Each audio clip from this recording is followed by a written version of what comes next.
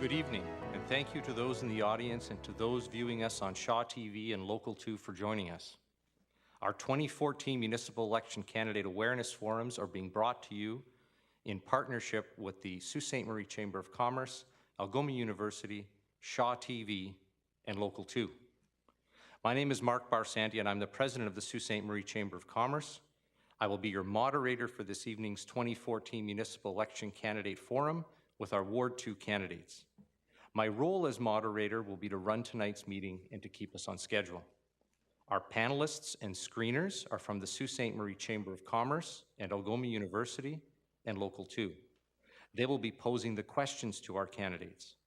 Our panelists and screeners are Justin McConnell, Buzra Asgar, Zakia Sheikh, and Taylor Jarling from Algoma University. Carol Martin is here from Local 2. Seating and speaking order for tonight's candidates was decided by a random draw, which was conducted with the candidates this evening prior to airing tonight's session.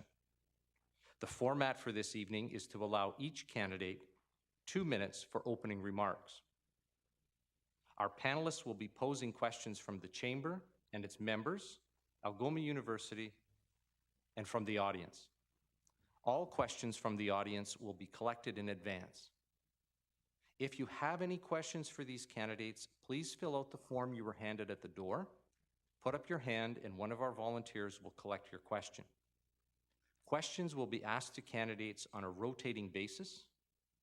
Please note that due to time constraints, not all questions will be posed. Each candidate will have the opportunity to answer all questions posed, and each will have 1 minute to respond to each question. Shelley Barrich, Chamber General Manager, will be our timekeeper for this session. For opening remarks, she will provide the candidates with a warning bell at 1 minute and 50 seconds, and candidates will then have 10 seconds to wrap up their comments. For the questions and closing remarks, a warning bell will be given at the 50-second mark, and candidates will have 10 seconds to wrap up their comments. Let's begin. The first speaker this evening is Mr. Sheehan.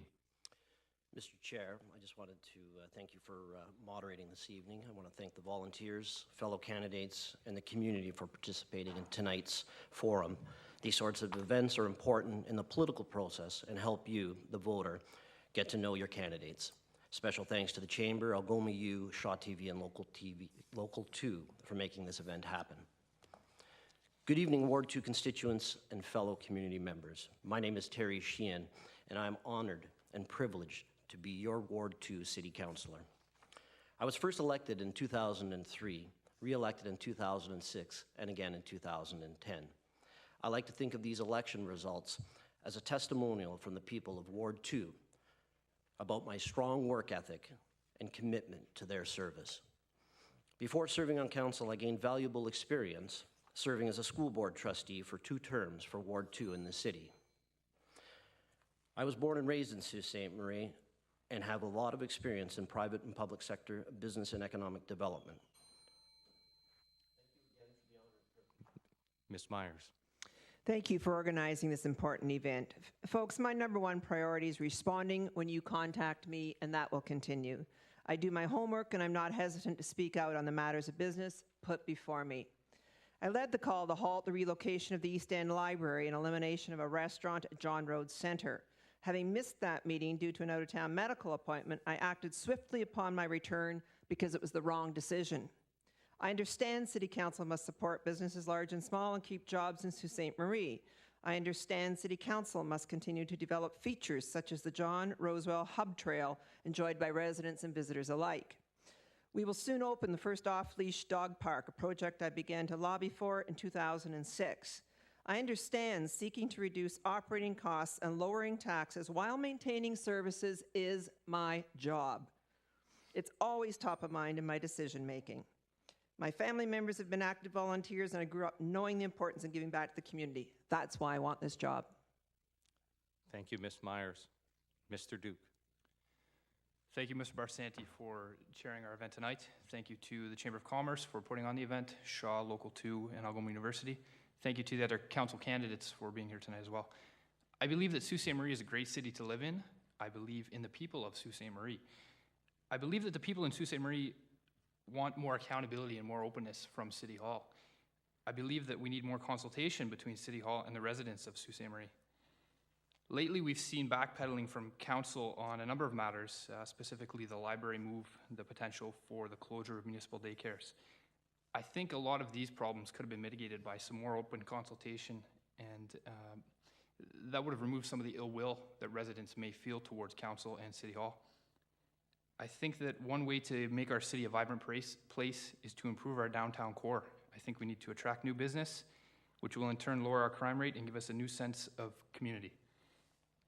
I ask for your support on October 27th. Thank you. Thank you, Mr. Duke. Mr. Selvers. Good evening. Thank you for coming out. Let's cut right to the chase here. Every 3 out of every 4 years, we find ourselves in an election situation, whether it's federal, provincial, municipal, and we get promised the same thing: more jobs, lower taxes. This time around, we've got promises of water parks and more retail outlets. In the past 4 years, actually in the last 4 years, this city is only, we have seen St. Mary's Paper closed down. We've seen Transcom on Second Line close down a call center.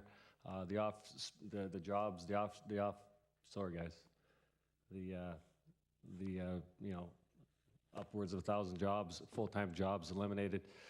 The only real growth we've seen in the city is government funded, whether it's the hospital, the schools, John Rosewell hub trails, indoor soccer fields. That's all government funded by you, the taxpayer. You're paying for it. There comes a time where we have to maybe stop and think, maybe these industries aren't coming here. Maybe we have to plan more responsibly and start maybe saving the taxpayers some money. Thank you. Thank you very much. We'll now move into the question and answer session, and I'd like to have the first panelist read the first question, please.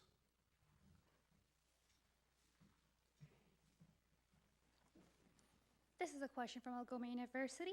Where do you think the city budget ought to be trimmed or redirected? Do you think the taxpayer dollars are being wasted anywhere? And Mr. Sheehan will lead us on this question. Thank you very much. Throughout my term in council, I've worked on a number of budgets, and one of the things about a budget is that we have to take a look at what the priorities of the people are that particular day, and that is through consulting with the people, and taking a look at areas that are their priorities, such as roads and infrastructure, jobs. What we do is we try to hold the line on unnecessary spending. This past year was a perfect storm, and I introduced a resolution because of a multitude of factors that resulted in a 0% tax increase. Because the people were telling me that they wanted a break today. The costs for heat and all the other things were skyrocketing, but we did not cut services at the same time. Going forward, there's always room for efficiencies, and that's what we do every single day. It's just not at budget time. Every single day you're a city councillor, every decision you make and everything you do has an effect on the budget. Thank you, Mr. Sheehan. Ms. Myers.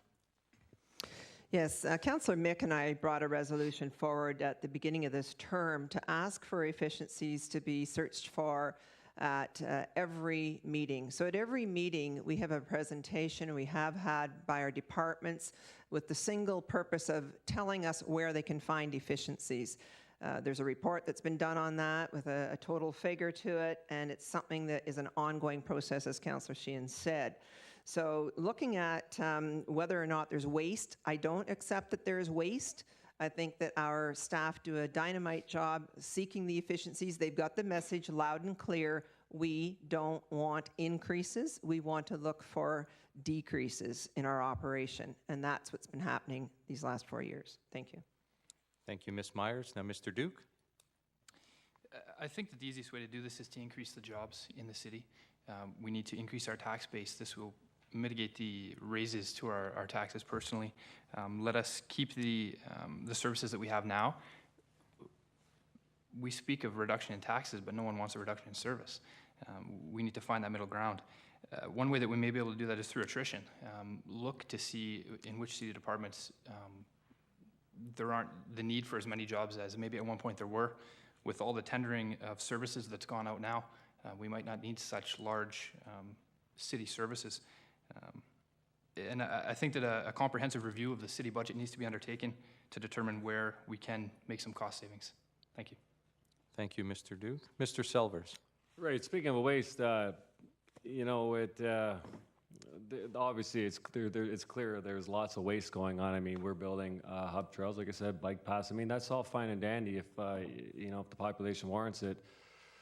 We're bringing, Queen Street down to 3 lanes. We're trying to build a bike lane, all this fun stuff. I mean, that's great. With the cost of living going up, you know, you know, there's going to be cars coming off the roads maybe, and naturally those roads will turn into bike lanes. But as far as wasteful spending, like I said, all the infrastructure you see, PUC buildings, borrowing of, you know, in the sums of $10 million to update the aging infrastructure.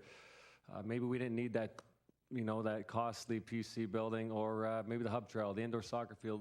Does that mean I'm up? 10 more seconds. Anyway, we just have to be more accountable. That means telling the taxpayer what it's going to cost them if they would like to build something else. Sorry, do I keep going? No, that's fine. Just to remind the candidates, the first bell is a 10-second warning, and the second bell indicates that your time is up and your mic will actually be turned off. So pace yourself when you hear the 10-second bell.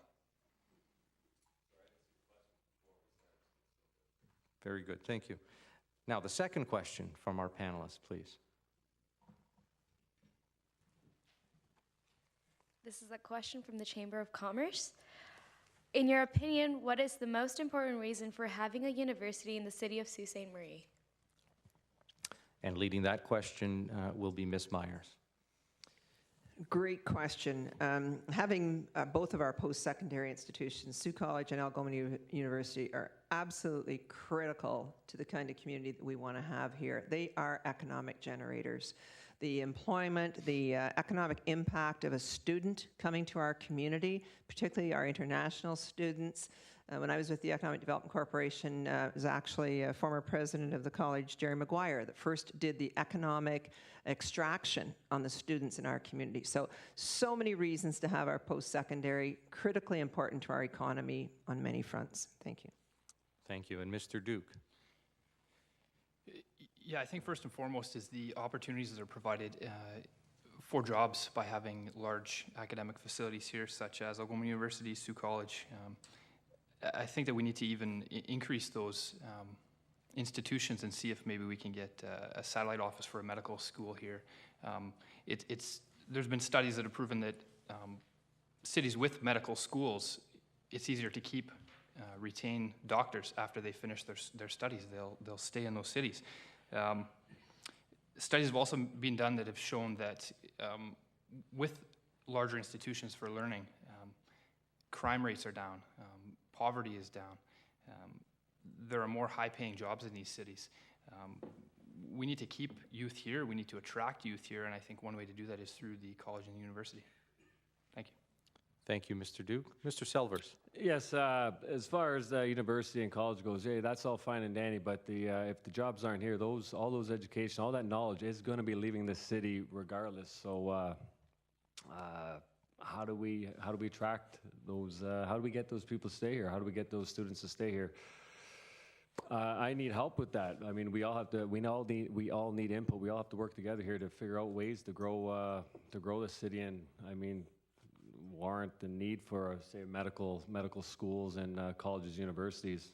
Not only that, I'd like to mention you're graduating 30 kids, 60 kids out of some programs every year, and there's not 30, 60 jobs for those students here. So maybe we have to think a little better here before we start, before we carry on.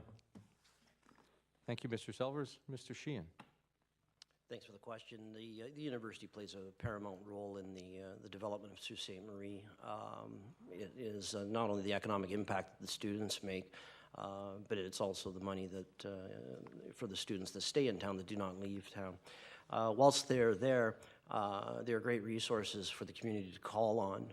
I know the Economic Development Corporation has the university president and the Sioux College president on their advisory committees, and there are so many synergies that happen, and one of the impacts is that studies show that where you study is where you tend to plant your roots, because you start making those network, those connections, and those opportunities. I myself went to Lake Superior State University and helped me stay here. My stepson is just finished at Sioux College and is going to Lake State to become a teacher.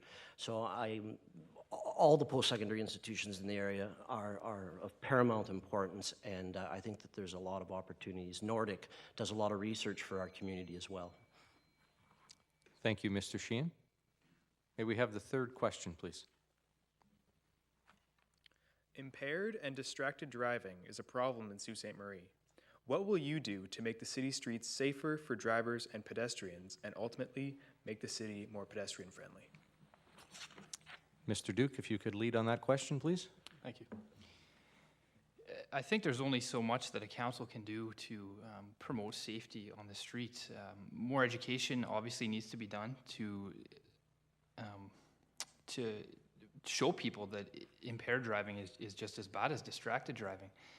There have been some good commercials out lately that have shown that distracted driving is just as dangerous, if not more, as impaired driving. I think council may need to work with the Police Services Board to just enforce the laws that are on the books to prevent distracted driving and impaired driving. I think maybe we could work together as a city to tell people, look, if you're driving, don't, if you're sitting with somebody, well, don't go on your phone right now, just wait.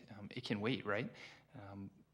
But I think that as a council, there's not much we can do other than work with the Police Services Board to enhance enforcement of the laws that are already in place.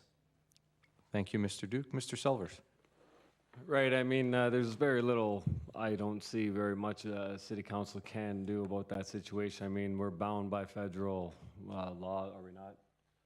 We can petition the police to maybe have more ride programs, this and that, cell phone checks. I mean, but at the end of the day, maybe we should be looking at the federal government, the provincial government, whoever we got to look to see. Maybe we should make the punishment fit the crime. I mean, you're drinking and driving. People are gonna do it regardless. I mean, if you lock them up, throw them away, they won't be doing it again. So as a city council, like I don't know what we can do other than just go after the feds and say, hey, here's what we got to do. Thank you, Mr. Selvers. Mr. Sheehan. This is a very serious and important matter, and the City Council has a representative, two representatives on the Police Services Board, and we do work closely with the police to make sure that they are getting out. I get phone calls all the time for various issues, and I have a good relationship with the police department, and I will from time to time email and call them and let them know that they need to strengthen their enforcements, whether it's drinking and driving or texting while driving, which is the new big cause of accidents. And that texting and driving has to go through that same educational process that drinking and driving did. I supported a resolution supporting provincial legislation to increase the fines and take away demerit points for texting and driving. And part of my research had indicated that we've got to educate everyone about the perils on that and get out there and enforce not only drinking and driving, but the distracted driving with the texting. And it saves lives, and that's the most important thing that we can do. Thank you, Mr. Sheehan. Ms. Myers, can you close us on this question, please? Thank you. I think it's been well said. There's nothing more really to add.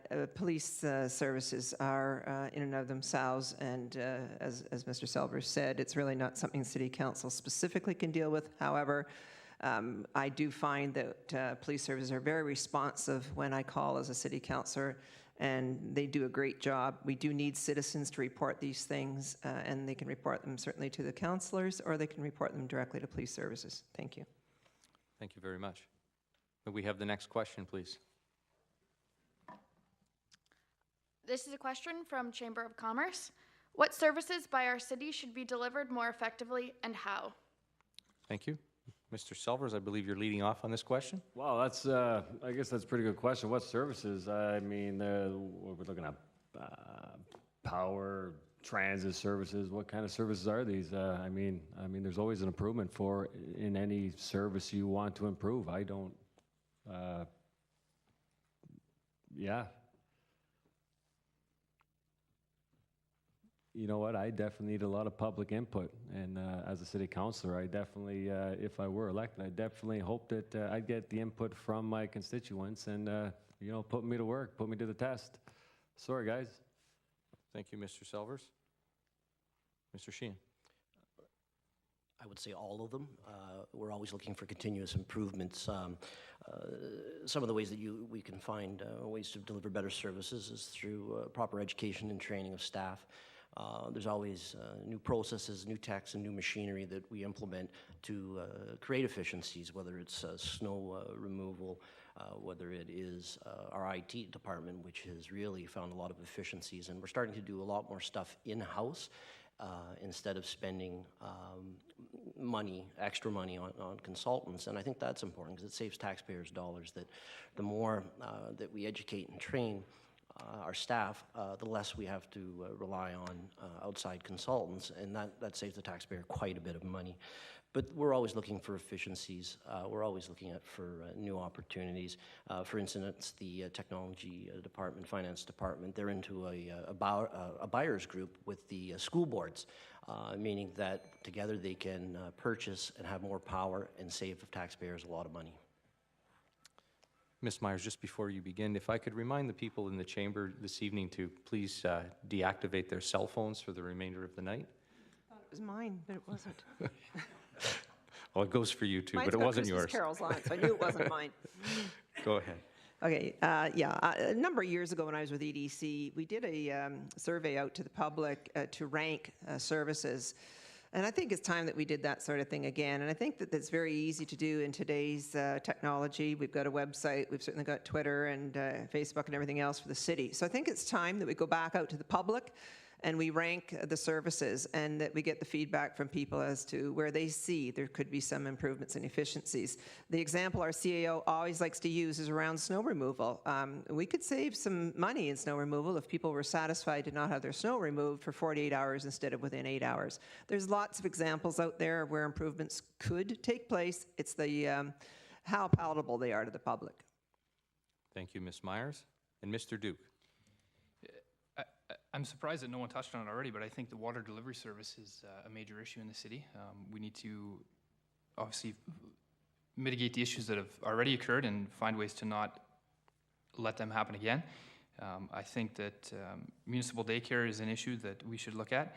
I was recently reading how for every dollar spent on municipal daycare services in Canada, our gross domestic product benefits by $2.30. So it's an issue I like to touch on because it's directly affected me. But municipal daycare, just the thought of closing it would have a tremendous negative effect on the city. It's not just those people that would be affected by it that have children in daycare, but the other people too. The people whose jobs would be lost. I'm sure crime would go up. There's so many negative issues to that.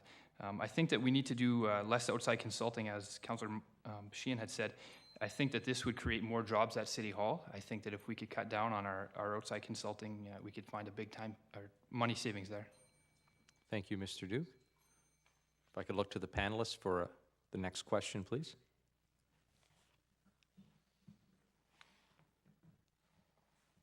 This question is from Algoma University. What will you do to improve the drinking water quality for the residents? Mr. Sheehan, could you lead us on that topic, please? Thank you very much. That's a very, very important question. We've been dealing with the water issue as a community for too long, in my opinion. It's when it was first introduced about the new system, it was because there was going to be provincial legislation in place that they had to make the change. But at the time we received the report, they said the impact would be minimal and for a very, very, very short period of time. But it's 3 years later. My stance on that is that I have been communicating with the PUC regularly and talking with them. I've had the presentations. They're telling us that the water, they're introducing new scientific processes, new machinery by the end of the year that's going to bring the water quality, the taste and the smell back, and also get rid of the brown water. I'm hopeful, I think the community is hopeful, the PUC is hopeful, but if it isn't done by the time frame that they are, I do think that we should go out for another expression of interest, like they did before. Before I was on council, there was an expression of interest, and there were a number of companies that applied, like PUC, Aqua, to operate the water system because the people's confidence is shaken and it needs to be fixed. Thank you, Mr. Sheehan. Ms. Myers. Last year, the PUC came to City Council and asked for volunteers to sit on the Drinking Water Improvement Committee. Councillors Christian, Butland, and myself stepped up and have done that. We have spent hours and hours and hours listening to presentations and being in on some of the steps that are involved. I said this last night at the library, and I'll say it again. It is a very complex issue. Water knows no borders. It has not been a major issue in Ward 2, but it's a major issue to the people in Ward 2 whom it has affected, and there are some, quite a few actually. It hasn't been an issue in the rest of the city, so that presents a little bit of a problem because I've been pushing, the Ward 1 councillors have been pushing. It is happening, the improvement is underway. I will reserve judgment till the end of the year and give them the opportunity to come forward with the success. Thank you. Thank you, Ms. Myers. Mr. Duke. I think that this issue has been going on for far too long. It was in early 2011 when the issues first started happening. I spoke with Mr. Perella at the PUC for 2 hours on Friday. He explained to me that the new measures that Councillor Sheehan had mentioned should mitigate the issues. They should take care of all the problems. At that point, if that's not successful, then they would move into stage 2. In my opinion, the survey that PUC is proposing for November of 2015 to determine if the water issues have been fixed is just too far away. You know, if the issue should be fixed now, why wait until next November to see if people are happy with their water? PUC is averaging 3 complaints a day as it is from residents that still have brown water problems. I think that PUC, the board of PUC and council need to be held accountable for what's happened. You know, short of some firings at PUC or I don't know how much else council could do, but people do need to be held accountable for it. Thank you, Mr. Duke. Mr. Selvers. In all defense of the PUC, I'm sure they're doing everything they can to resolve the problem with the brown water. Look, there's some countries that don't even have running water at all, so consider us fortunate that we are, you know, a little bit of brown water issues is the least of our, you know, the least of our problems. But other than short of throwing piles of money at it, you know, I'll give the PSC benefit of doubt that they're really trying to work on this. And like Terry Sheehan said, mentioned, maybe, yeah, put it out for tender. If they can't get the problem solved, maybe somebody else will do. But make sure, let's certainly hope that it's not going to be cost more than what the PUC is offering us for service now. Thank you, Mr. Selvers. Can the panelists present the next question, please? This is a question from Algoma University. In your opinion, what can be done to increase affordable housing? Ms. Myers, please. Thank you. I anticipated this question. And there's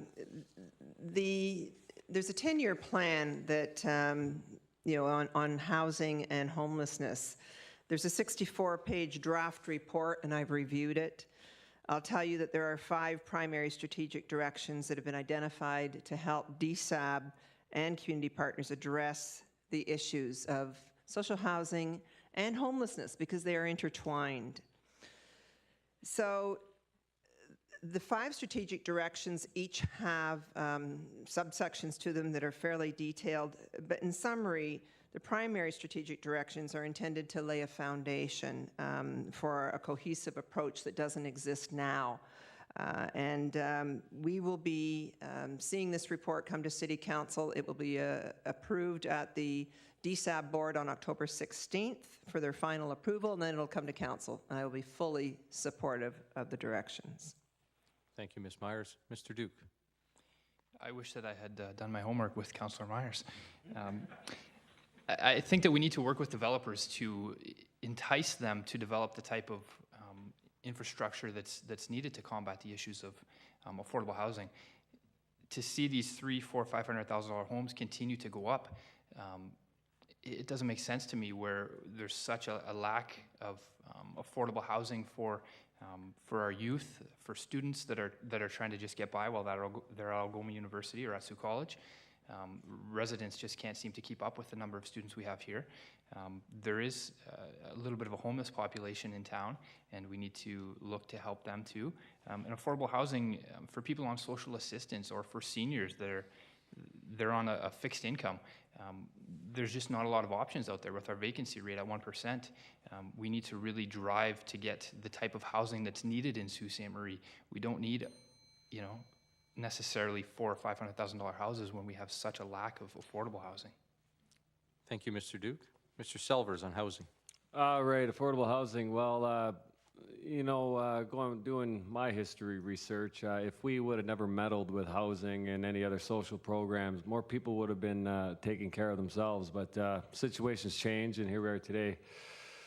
So as far as people building $500,000 houses, all the power to you. You've earned it. Go right ahead. But affordable housing, I mean, there's, I'm pretty sure the different levels of government offer subsidies to offset some of the costs of living.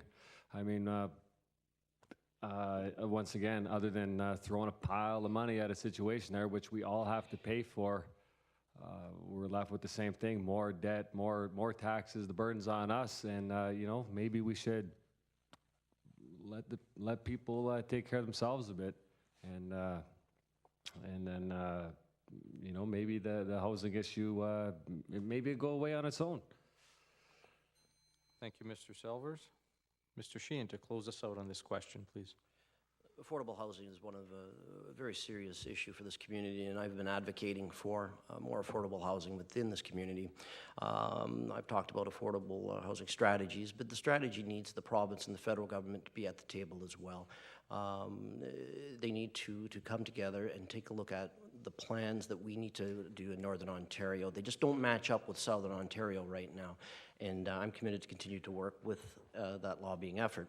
On a secondary note, I was proud to participate and also support the apartment housing strategy.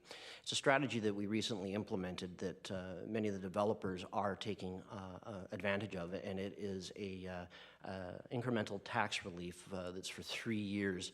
And since that, I'm proud to say, we have had the most apartments put on the market in the last 20 years, because the entrepreneurs have put $10 million on the table to develop these. That's 90 new units. Where that helps is it creates more stock. And according to the Commissioner of Social Services, that will help a little bit, but we still need that strategy. Thank you very much, Mr. Sheehan. If I could have the next question, please. As a city councillor, what are the issues you consider most important? To lead us on that, Mr. Duke. As a councillor, I think that our most important issue is just increasing our tax base. We need to find a way to work with the Economic Development Corporation, with the Innovation Centre, and other key stakeholders to increase our tax base. The new Port of Algoma is a great start towards there. I think we need to look towards the future and say, within 10 years, if this Port of Algoma is up and functioning, what new industry can we drive to come to Sault Ste. Marie? We need to promote the new port. I think that that's a major issue. I also think that the outmigration of our youth is something that we really need to rein in. Last night, Mr. Provenzano spoke of 11,000 migrants needed to Sault Ste. Marie to fill the jobs that may be lost. That's due to our aging population. 20% of our population currently is over 65. 57% of the labor force is over 40. We need to get the youth back to fill the jobs that are going to be lost, or that are going to need to be filled when those people are out of the workforce. Thank you, Mr. Duke. Mr. Selvers. Right, jobs. Jobs always is the most important thing. Without jobs, you have no economic base, no tax, no income generation for the city. Out-migration, I just heard somebody say something about 11,000 migrant workers to fill the jobs that are going to be opening up. But like I said earlier, the jobs, they haven't been coming. We had those opportunities back in the 80s. I think, maybe we blew it back then. We really got to buckle down now. We're competing with China, India, all these countries. I mean, they got cheap labor and, like I said, smart growth, saving us money instead of developing infrastructure that isn't needed. maybe we should save that money for a rainy day. You know, that's we're borrowing all the money. We pay back the interest, and our kids are left with the burden. So maybe we should start with that. Thank you, Mr. Selvers. Mr. Sheehan. Jobs and economic development is priority one, and anyone who watches council on Monday nights or follows it in the media knows that I constantly take a pro-jobs and a pro-growth stance. In my mind, that's number one.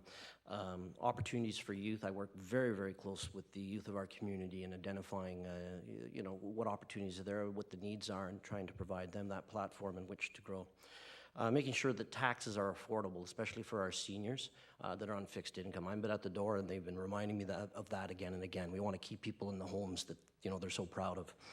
And providing the services that the people of Ward 2 want and need. Those are the important issues that I'm striving for this re-election campaign. Thank you. Thank you, Mr. Sheehan. And Ms. Myers. As a ward councillor, and I think that's what the question was, for me, the most important thing is to listen to my constituents and to respond to them immediately and act upon whatever their issue is. Thinking globally, as one councillor of 13 members of council at this table, obviously I'm going to repeat what others have said. To create jobs, to have an economic stability in our community is absolutely critical. We also want to have a quality of life in our community that makes this community a desirable place for people to come to relocate, either as individuals or for companies to either establish themselves here in the first place or to relocate here. So it's a mixture. It will mean different things to different people as to what's the most important priority. I think that we absolutely have to be cognizant of our aging community and make sure we have a safe, secure community for all residents of all ages. Thank you, Ms. Myers. If I can call on the panel for the next question, please. This question was sent in via Twitter. How can we revitalize the downtown core when there are no more schools there? Does council have a role in bringing them back? Mr. Selvers, lead us off on that question, the downtown core and schools. Okay, well, I didn't know there's any direct correlation between schools and the downtown core, but to bring back the downtown core, you mean shopping down there? Well, we have to think more locally. Before you go to the Walmart, try sourcing out some local products. That's the most important thing to a local economy is shopping locally, spending locally. If you can't find something made in the Sault Ste. Marie, produce, whatnot, find it in the province or something made in Canada. Other than that, your money's getting directly shipped overseas, and we will lose the downtown core. You know, one time we had 2 Zellers, a Kmart. We had all these. It's all been since replaced by Walmart, and yeah, the downtown core can't compete with cheap-made goods. Thank you, Mr. Selvers. Mr. Sheehan. No, we don't have a direct correlated effect for the schools. The school boards do. However, the council and the community play a role. The more people that we have that live in the downtown core, more schools will remain open, and more services will be made available.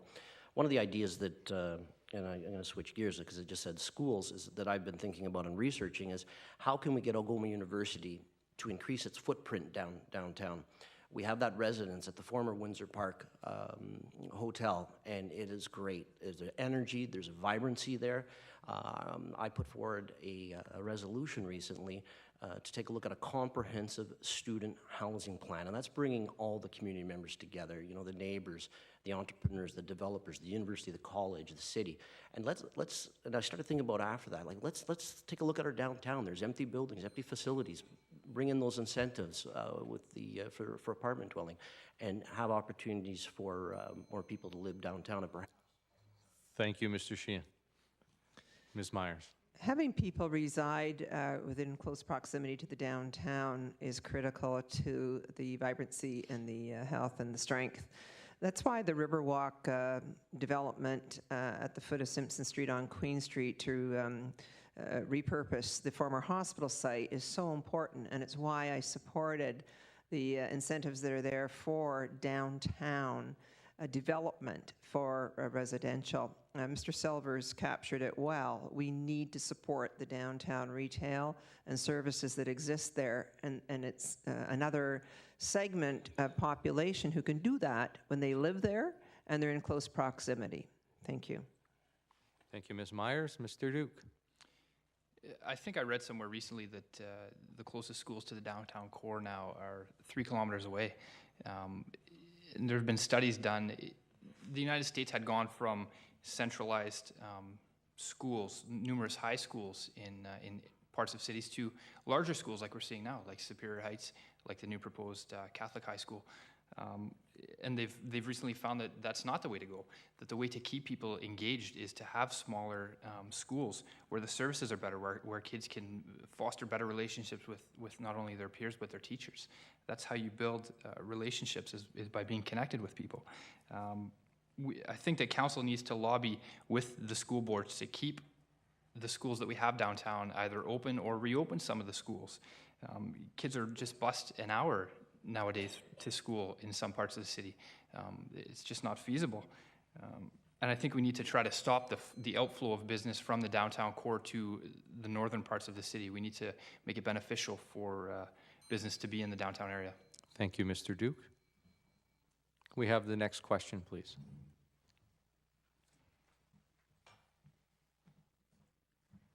This question is from Chamber of Commerce.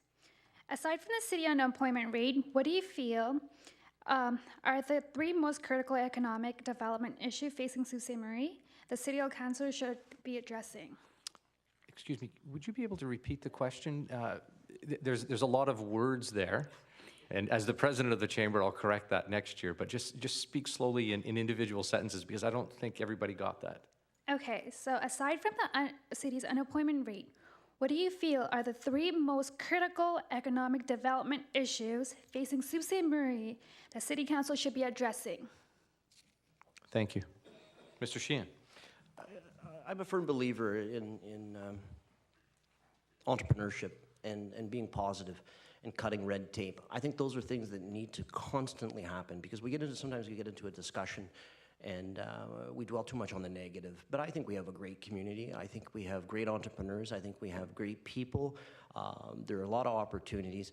And as a councillor, we need to lead. We need to keep up those efforts. I remember when I first ran back in 2003, there was a chamber program, and it was instituted, and it was called PACE, Positive Attitudes Change Everything. And I think that is what we still maintain and need to do.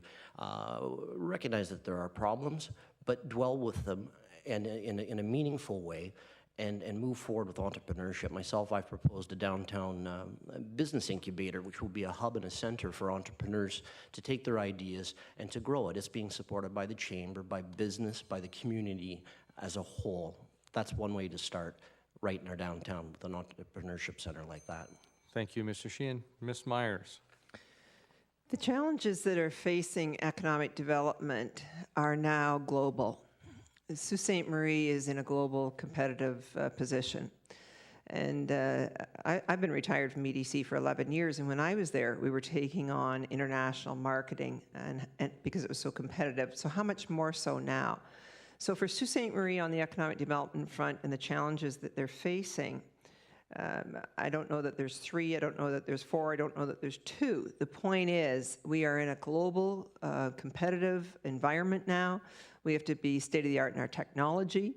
We have to be smart about where we're investing our marketing to put Sault Ste. Marie out there on the radar.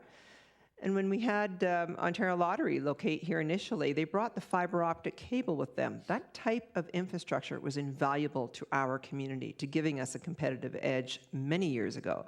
So it's always looking at that leading edge and taking up the challenge for economic development as a smaller town in Northern Ontario.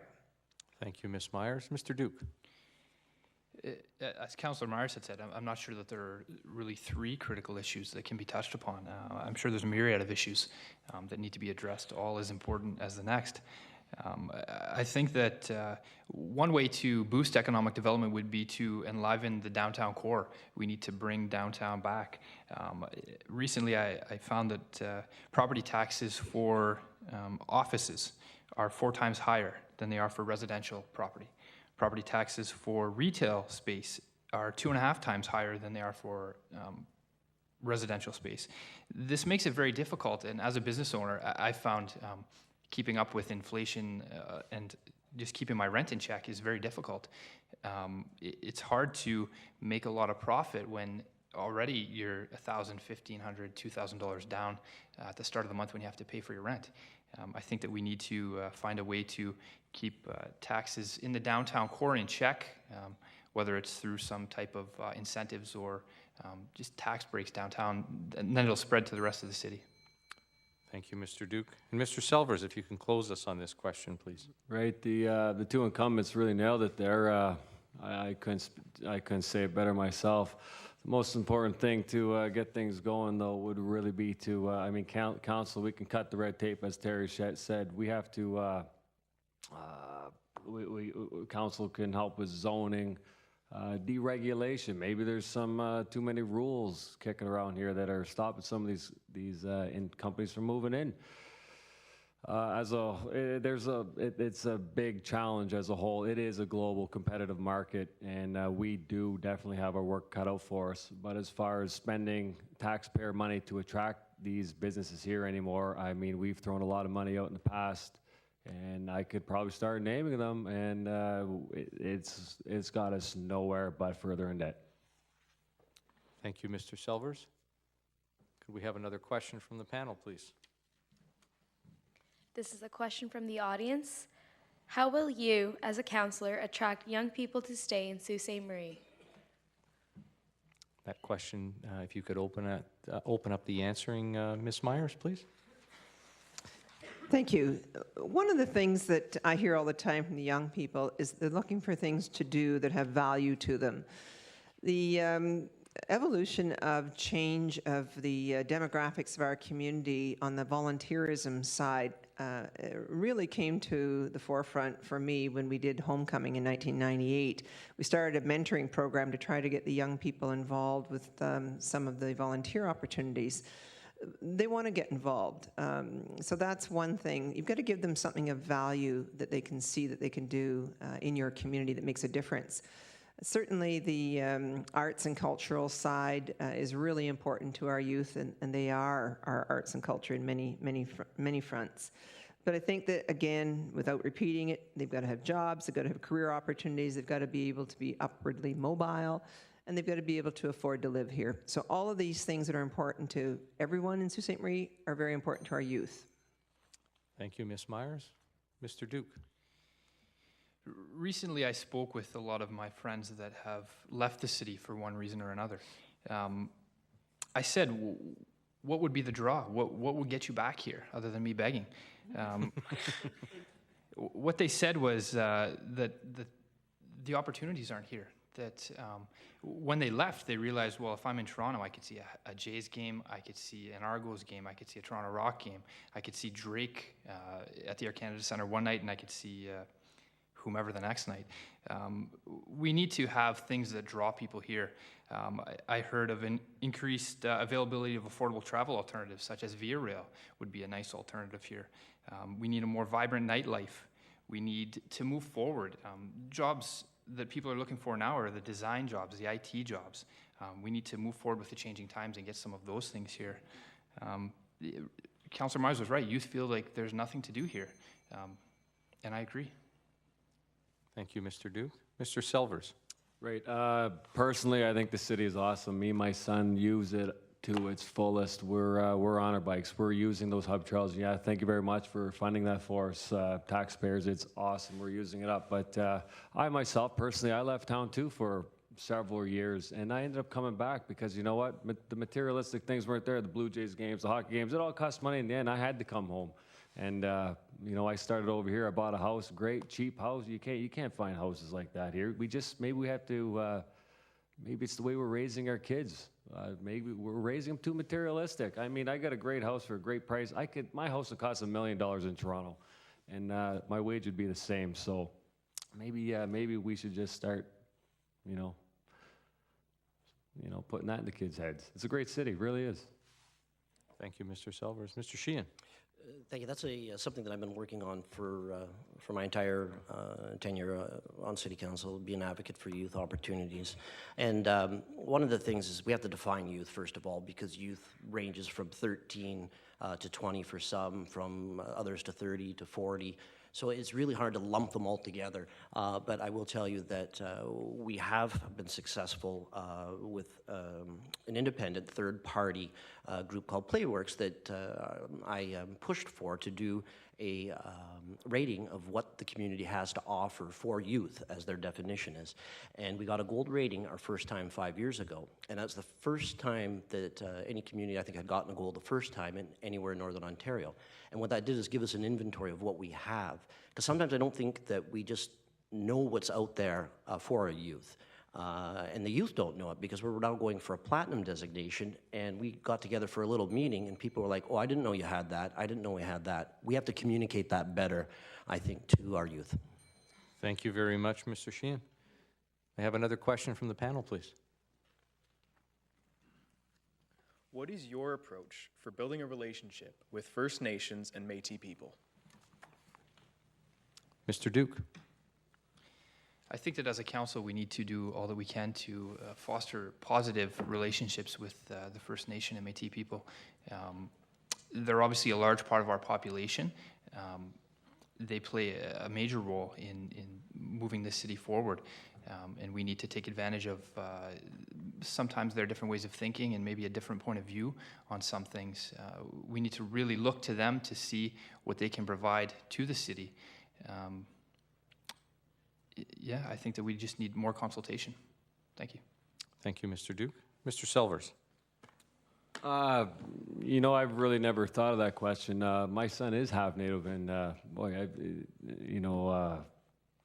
I don't know how to answer that question. I've never even thought about it. So, I mean, I could sit here and lie to you, but I mean, you read all the time. We're doing a lot, and maybe, yeah, we're doing a lot. So, that's just, I'm not going to go any further here. Thank you, Mr. Selvers. Mr. Sheehan. The Aboriginal people, First Nations, and Métis are a part of our community, right within our borders. They're one of the fastest growing youth demographic within the cities within Canada, and that presents a whole lot of opportunities as well.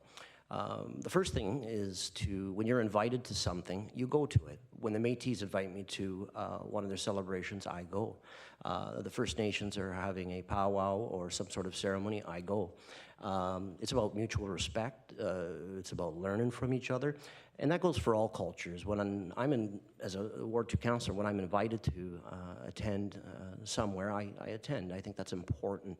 And it's constant work. It's everyday communication. And so when something does flare up, you can pick up the phone, have a conversation, or if there's an opportunity. The First Nations have a lot of ideas. They have a lot of resources at their disposal to grow this area. So the big thing is just to continue to talk, listen, and look for opportunities.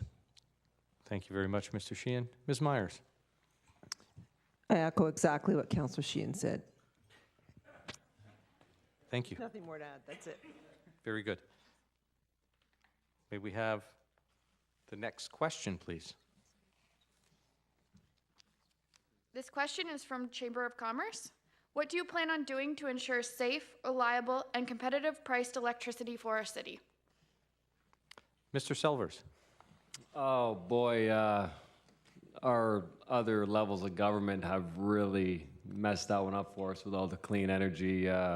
It's almost out of our hands. I mean, we're bound to paying 80 cents a kilowatt hour for solar and 40 cents or whatever the numbers is. I mean, eventually that's going to catch up, and we will be paying our share of that. You know what? There is some things we can clean up though. Actually, it's too late. We spent a lot of money on a bunch of stuff we didn't need. Now we had to borrow $10 million apparently to update the aging infrastructure. So other than short of cleaning house up there, maybe, what do you do, man? The prices are going to go up, and it's just something we're going to have to deal with in the future. Thank you, Mr. Selvers. Mr. Sheehan. Actually, Mr. Selvers is correct. There's a lot of provincial regulation dealing with electricity rates that are out of our control. However, as a community, things that we do push, and I'm on the Green Committee, is taking a look at how we can conserve energy as a community. In fact, last year we won an award from the Association of Municipalities of Ontario, and I had the opportunity to go and receive it while I was down there. And that saves money for the taxpayer as well. Conserving energy, putting in new processes in place, as we build things, LEED, ratings. Well, those things will save the taxpayer quite a bit of money. The electrical rates, those on the other hand are difficult, but the infrastructure is getting old, and we do have to also deal with that because our community is well over 100 years, and these pieces of electricity in places like the Monterey Garden are going to need to be addressed and fixed soon. Thank you very much, Mr. Sheehan. Ms. Myers. When I came back to the Soo in 1989 and worked for EDC, one of our greatest marketing tools was that the cost of hydro was 17% less than anywhere else in the province of Ontario. That was a real marketing tool for us to draw business to locate here. That changed when we were forced to supply the Ontario grid. And I had the privilege of representing the late and great Mayor John Rosewell in 2007 as acting mayor at Queen's Park, and made a presentation that he had prepared, and it was on this whole issue of letting Northern Ontario use our natural resources to keep our own cost of living down. That hasn't changed. This is not a Sault Ste. Marie problem. This is a Northern Ontario problem, and we need to address it linking arms with our other Northern Ontario cities. Thank you.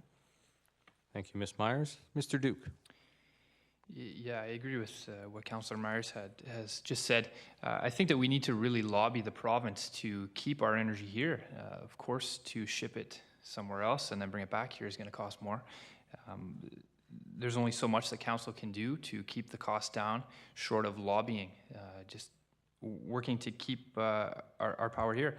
I think we need to educate ourselves on energy conservation.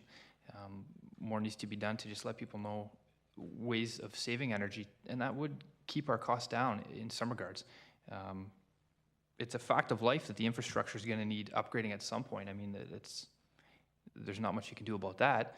I think we need to find cost savings in updating our infrastructure, find ways to keep those costs down, but that is part of providing a service. Thank you. Thank you, Mr. Duke. Now, if I could hear from the panel with the 13th question for this session.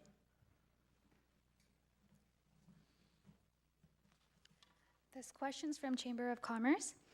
Are there issues directly impacting businesses that you believe City Council should be involved with? Thank you. Mr. Sheehan, pretty open question. Yes, and I think that, and I actually have discussed this with the moderator before, is that I think there needs to be more dialogue between City Council and the Chamber of Commerce going forward, whether those are meetings. I take a look at the budget process that we just underwent, and I think that, the Chamber of Commerce not only has every right to, to be part of that process, and I think we got to sit down and going forward is to sit down with the Chamber and find out, because they're the voice of business, and find out, what the needs are of the business of today, because tomorrow it might be different, and it's probably not the same as yesterday. So I would like to open up more dialogue with the Chamber itself going forward, and I think that will serve us in spades going forward. Thank you. Thank you very much, Mr. Sheehan. Ms. Myers. Yes, I certainly wouldn't presume to know all the challenges that are facing business. I grew up in business, my dad was in business, and the issues certainly 40 years ago are not the issues of today that business is facing. I think business is facing issues that are not unlike our own as individual residents. They're facing the high cost of utilities, they're facing high rents, they're facing all of the pressures of aging infrastructure if they have a bricks and mortar type of business. So, you know what? The dialogue has to happen, absolutely. And I think I was Terry was channeling me there for a minute, because exactly what was going through my mind is the Chamber's the voice of business. And we need to hear from businesses themselves and from you as the Chamber to tell us what are those issues. And are they things that are within our purview to address? Or are they things that we need to be lobbying the other levels of government? Or are they things that we can change together, business and council, to make for a better environment to do business? Thank you very much, Ms. Myers. Mr. Duke? I think one major